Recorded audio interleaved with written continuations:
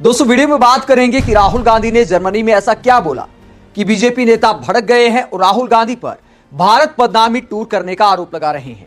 लेकिन क्या राहुल गांधी ने भारत को बदनाम किया है या मोदी सरकार को सच्चाई दिखाई है? वीडियो में इस बात का विश्लेषण करेंगे। राहुल गांधी पर बीजेपी ने जो आरोप लगाए हैं तो पीएम मोदी का एक बयान भी बीजेपी नेताओं को सुनाएंगे। पहले बात करते हैं कि राहुल गांधी ने बोला क्या। जर्मनी में राहुल गांधी की कॉन्फ्रेंस में एक सवाल पूछा गया कि आप चुनाव क्यों नहीं जीत पा रहे। आप कहते हैं कि देश की जनता हमारे साथ है, लेकिन आप चुनाव क्यों नहीं जीत पा रहे। तो राहुल गांधी इस सवाल पर क्या जवाब देते हैं? राहुल गांधी कहते हैं हमने चुनाव जीते हैं, हमने तेलंगाना में चुनाव जीता, हमने हिमाचल प्रदेश में चुनाव जीता, लेकिन भारत में चुनाव की निष्पक्षता को लेकर एक गंभीर सवाल खड़ा हो चुका है। हमने प्रेस कॉन्फ्रेंस की है जहां हमने बिना किसी शक के साबित किया कि हमने हरियाणा का चुनाव जीता था, लेकिन हमें यह महसूस होता है कि महाराष्ट्र का चुनाव निष्पक्ष नहीं था। तो राहुल गांधी यहां पर दावा करते हैं कि हरियाणा का चुनाव एक तरीके से हम जीते थे, लेकिन हमसे छीन लिया गया। धांधली का आरोप एक तरह से राहुल गांधी ने लगाया है। आगे कहते हैं लेकिन हमें यह महसूस होता है कि महाराष्ट्र का चुनाव निष्पक्ष नहीं था। आज भारत में संस्थागत ढांचे पर एक पूर्ण पैमाने का हमला चल रहा है। हमने चुनाव आयोग से सीधे सवाल पूछे। एक ब्राजीलियन महिला हरियाणा में वोट डाल रही है, उसका नाम वोटर लिस्ट में 22 बार है। एक ही महिला एक ही पोलिंग बूथ में 200 बार वोट डाल रही है, और जब हम चुनाव आयोग से सवाल पूछते हैं तो हमें कोई जवाब नहीं मिलता। तो हरियाणा के चुनाव को लेकर राहुल गांधी गंभीर आरोप लगाते चुनाव आयोग पर। आगे राहुल गांधी संस्थागत कब्जे की बात करते हैं कि मोदी सरकार में संस्थाओं पर कब्जा किया जा रहा है। क्या कहते हैं राहुल गांधी?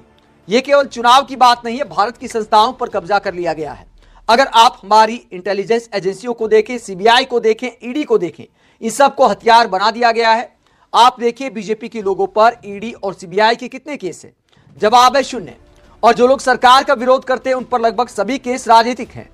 अगर आप एक बड़े कारोबारी हैं और कांग्रेस पार्टी को सपोर्ट करना चाहते हैं तो आपको धमकाया जाता है, ईडी सीबीआई आपके पीछे लगा दी जाती है। कांग्रेस ने इन संस्थाओं को देश के लिए बनाया था। हमने इन्हें कभी अपनी निजी संपत्ति नहीं माना, लेकिन बीजेपी इन्हें अपनी संपत्ति मानती है और सत्ता बनाने के लिए औजार की तरह इस्तेमाल करती है। तो राहुल गांधी ने आरोप लगाया कि विपक्षी नेताओं को जो उद्योगपति सपोर्ट करते हैं उन्हें भी टारगेट किया जाता है और बदले की राजनीति की जा रही है। ईडी सीबीआई का इस्तेमाल किया जा रहा है। आगे राहुल गांधी मैन्युफैक्चरिंग को लेकर बोलते हैं कि भारत में जो रोजगार की कमी है उसके पीछे राहुल गांधी कहते हैं कि मैन्युफैक्चरिंग सेक्टर में कुछ काम नहीं हो रहा। भारत और अमेरिका को यह सलाह देते हुए कि सर्विस सेक्टर से काम नहीं चलेगा, मैन्युफैक्चरिंग में कुछ करना पड़ेगा। और चीन का उदाहरण देते हुए राहुल गांधी क्या कहते हैं जिस पर बीजेपी भड़क गई है? राहुल गांधी कहते हैं भारत जैसे बड़े देश के लिए बड़े पैमाने पर रोजगार पैदा करने का सिर्फ एक ही तरीका है, मैन्युफैक्चरिंग। और भारत में जो हुआ है, बीजेपी ने जो किया है, उसने मैन्युफैक्चरिंग को पूरी तरह से हतोत्साहित कर दिया है। जब आप सत्ता को कुछ गिने चुने पूंजीपतियों के हाथ में केंद्रित कर देते हैं, अंबानी और अडानी जैसे लोगों के हाथ में, तो आपको यह समझना होगा कि लोग मैन्युफैक्चरिंग में रुचि नहीं रखते।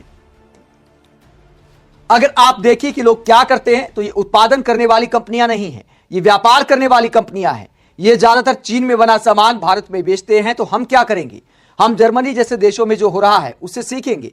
हम छोटे और मझोले उद्योगों को मजबूत करेंगे। हम कृषि क्षेत्र में रोजगार पैदा करेंगे, कृषि और बाकी अर्थव्यवस्था के बीच के जुड़ाव पर काम करेंगे, जैसे कोल्ड चेन, फूड प्रोसेसिंग, और हम मैन्युफैक्चरिंग को बहुत गंभीरता से लेंगे। तो राहुल गांधी अपना विजन बताते हैं और आगे कहते हैं आज भारत का जीएसटी सिस्टम पूरी तरह उत्पादन करने वालों के खिलाफ और उपभोग करने वालों के पक्ष में है। हम इन संरचनाओं को दोबारा संतुलित करेंगे। नोटबंदी ने हमारे छोटे और मंझोले उद्योगों को व्यवस्थित रूप से नष्ट कर दिया, क्योंकि नोटबंदी सीधे उनके नकदी प्रवाह, कैश फ्लो पर हमला थी। हम मानते हैं कि भारत में बड़े उद्योगों की जगह है, हम मानते हैं कि अंबानी और अडानी की भी जगह है, लेकिन हम ये नहीं मानते कि वही अकेले खिलाड़ी होने चाहिए। तो मोनोपोली को लेकर सवाल उठाते राहुल गांधी की मोनोपोली नहीं होनी चाहिए, एकाधिकार नहीं होना चाहिए। राहुल गांधी ये कहते कि भारत और अमेरिका के मुकाबले चीन मैन्युफैक्चरिंग में कहीं आगे निकल रहा है। अब यही बात बीजेपी को चुभ गई है।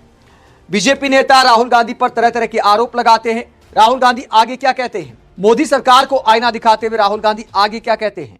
हर स्तर पर अलग अलग खिलाड़ी होने चाहिए और सरकार को उन्हें आर्थिक रूप से, तकनीकी रूप से और नीतिगत रूप से समर्थन देना चाहिए। ये कोई नई बात नहीं है, भारत पहले भी मैन्युफैक्चरिंग में सफल रहा है। जब हम सत्ता में थे मैन्युफैक्चरिंग जीडीपी का लगभग 16-17% थी, आज ये 12% पर आ गई है। यानी पिछले 10 साल में भारत की मैन्युफैक्चरिंग क्षमता में गिरावट आई है।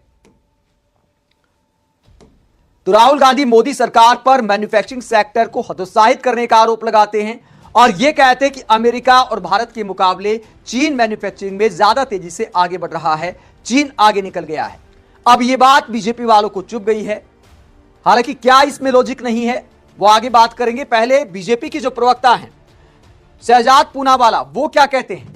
वो कहते हैं राहुल गांधी फिर से भारत बदनामी दौरे पर हैं, विदेश जाते हैं, भारत की बदनामी करके आते हैं, भारत के खिलाफ झूठ बोलते हैं। उनको एलओपी का मतलब लीडर ऑफ अपोजिशन की बजाय लीडर ऑफ प्रोपेगेंडा कर देना चाहिए, क्योंकि वो बार बार भारत के खिलाफ झूठा प्रचार करते हैं विदेशी धरती से। पहले कहते थे भारत का लोकतंत्र समाप्त हो गया है, भारत की अर्थव्यवस्था समाप्त हो गई है। अब जाकर उन्होंने जर्मनी में बोला है कि भारत की मैन्युफैक्चरिंग खत्म हो गई है, भारत में प्रोडक्शन नहीं होता, भारत के इंस्टीट्यूशन खत्म हो चुके हैं।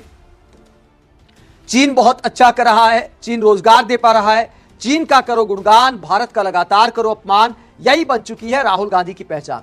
लेकिन चीन का गुणगान तो थोड़े दिन पहले हमारे मीडिया एंकर और बीजेपी के प्रवक्ता भी कर रहे थे कि मोदी जी शी जिनपिंग के साथ मिलकर, पुतिन के साथ मिलकर त्रिकोण बनाकर दुनिया का नया वर्ल्ड ऑर्डर तैयार कर रहे हैं, जो दुनिया की ताकत को शिफ्ट कर देगा। वही चीन जिसने ऑपरेशन सिंदूर के वक्त भी पाकिस्तान की खुलकर मदद की, पाकिस्तान का खुला सपोर्ट किया, उनके साथ मिलकर पीएम मोदी ठाके लगा रहे थे कुछ महीने बाद ही। तो चीन के साथ प्यार कौन दिखा रहा था? क्या बीजेपी नेता इस पर जवाब दे सकते हैं? राहुल गांधी ने इतना ही तो बोला कि चीन मैन्युफैक्चरिंग में आगे निकल गया है, तो क्या इस बात से इनकार कर सकता है कोई? शहजाद पूनावाला को एक काम करना चाहिए, अगर हम मैन्युफैक्चरिंग सेक्टर में चीन के आधे पर भी खड़े हैं तो आंकड़ों के साथ प्रेस कॉन्फ्रेंस कर दे कि देखिए राहुल गांधी झूठ बोल रहे हैं। क्या राहुल गांधी ने यह झूठ बोला है कि चीन मैन्युफैक्चरिंग सेक्टर में भारत से कहीं आगे है? अगर ये झूठ है तो राहुल गांधी के झूठ को एक्सपोज करना चाहिए बीजेपी नेताओं को। अगर सच है, सच भले कड़वा हो, सच को सुनना चाहिए और उस पर काम करना चाहिए। आज हकीकत क्या है? भले समय समय पर बॉयकॉट अभियान चलाए जाते हैं, कुछ ऐप पर स्ट्राइक की जाती है मोदी सरकार के द्वारा, तो हल्ला किया जाता है कि देखिए चीन को बड़ा झटका दे दिया। लेकिन क्या वाकई झटका है? हर साल आयात बढ़ता जा रहा है चीन से, व्यापार घाटा लगातार चीन से बढ़ता जा रहा है, आयात के सारे रिकॉर्ड टूटते जा रहे हैं। और फिर बुरा लग जाता है बीजेपी प्रवक्ताओं को जब राहुल गांधी कहते हैं कि मैन्युफैक्चरिंग सेक्टर में चीन हमसे कहीं आगे निकल गया है, हमारे यहां का बाजार कई मामलों में चीन पर डिपेंड करता है। तो क्या मोदी सरकार ने उस पर कुछ काम किया है? काम किया है तो आंकड़े पेश करने चाहिए। लेकिन इस बात को लेकर, ये सच बोलने को लेकर कि मैन्युफैक्चरिंग सेक्टर में चीन हमसे कहीं आगे है, क्या ये चीन का प्रेम है या दुनिया के बाजार की हकीकत बताना है? आगे क्या कहते शहजाद पूनावाला? इस बार तो जॉर्ज सोरोस के कई लोगों से मिलने के बाद लगातार ये बातें उन्होंने की हैं। तो ये रिश्ता क्या कहलाता है? वही सोरोस जो भारत को अस्थिर करना चाहता है, उनके लोगों से मिलकर राहुल गांधी इस प्रकार का दुष्प्रचार भारत के खिलाफ फैलाते हैं। यह रिश्ता क्या कहलाता है? मोदी विरोध में उतरते उतरते किस प्रकार भारत के विरोध में उतर गए राहुल गांधी, ये इसका एक उदाहरण है। तो शहजाद पूनावाला एक बार फिर जॉर्ज सोरोस वाला एंगल ले आते हैं। मोदी सरकार के पास तमाम जांच एजेंसियां हैं, राहुल गांधी के पीछे किस तरह बीजेपी नेता पड़े रहते हैं, कैमरे उनका पीछा करते रहते हैं, मोदी सरकार की जानकारी में वो विदेश जाते हैं। तो इतना मुश्किल नहीं है राहुल गांधी की जासूसी करना। राहुल गांधी अगर वाकई देश विरोधी काम कर रहे हैं, जॉर्ज सोरोस के साथ मिलकर षड्यंत्र कर रहे हैं, तो बीजेपी नेताओं को, मोदी सरकार को इसे एक्सपोज करना चाहिए, सारे सबूत पब्लिक डोमेन में रखने चाहिए। ये बयानबाजी से काम नहीं चलता है। फिर राहुल गांधी को खुले में क्यों घूमने देना? अगर कोई देश के खिलाफ काम कर रहा है तो उसकी जगह जेल के अंदर है, वरना इसे घटिया राजनीति कहा जाएगा। अगर कोई सच्चाई दिखाए, भारत में रोजगार को लेकर बात करे, भारत के लोकतंत्र में क्या हालात आ गए हैं उस पर अगर बात करे, तो वो देश के खिलाफ कैसे हो जाता है? क्या बीजेपी ही देश है? देश का मतलब सिर्फ सरकार नहीं होती, देश लोगों से बनता है। और देश में जो चलता है, नेता विपक्ष काम है उस पर बोलना। जहां तक विदेश में जाकर अनर्गल बयानबाजी की बात है, तो पीएम मोदी का एक बयान आपको सुना देते हैं। ये बयान आप देख सकते हैं, कांग्रेस ने बयान शेयर किया है। दक्षिण कोरिया में जाकर पीएम मोदी ने क्या बोला था, ये बयान जरा सुनिए। यार पता नहीं पिछले जन्म में क्या पाप किया था, हिंदुस्तान में पैदा हुए थे। ये कोई देश है? ये कोई सरकार है? ये कोई लोग है? चलो छोड़ो, चले जाए कहीं और। विदेशी धरती पर पूर्व सरकार को नीचा दिखाते हुए पीएम मोदी ऐसी बयानबाजी करते आए हैं।